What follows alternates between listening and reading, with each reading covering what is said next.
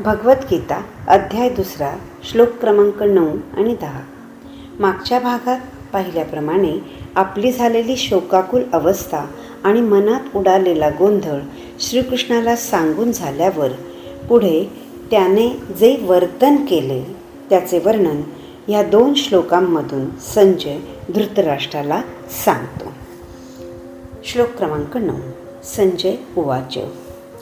एवं मुक्त्वा ऋषिकेशं गुडाकेश परन्तप नयोत्स इति गोविंद मुक्त्वा तृष्णीं बभूवः. म्हणजेच याप्रमाणे बोलून झाल्यावर परंतप गुडाकेश अर्जुन म्हणजेच शत्रूला नष्ट करणारा आणि ज्ञानी संयमी असा अर्जुन श्रीकृष्णाला म्हणजेच ऋषिकेशाला उद्देशून म्हणाला, हे गोविंद, मी युद्ध करणार नाही. असे म्हणून तो एकदम स्तब्ध झाला.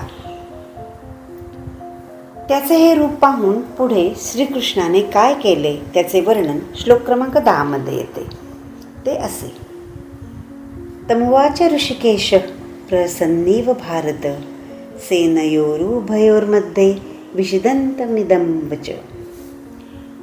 म्हणजेच धृतराष्ट्राला संजय म्हणाला, हे भारतवंशजा.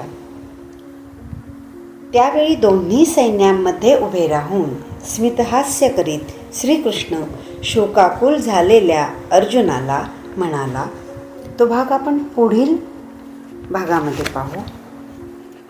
आता इथे श्रीकृष्णाने अर्जुनाची भूमिका बदललेली आहे, कारण आता त्या दोघा मित्रांची भूमिका नसून गुरु शिष्याची भूमिका आहे.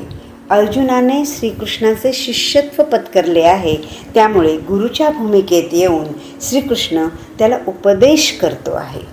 तोच हा गीतोपदेश.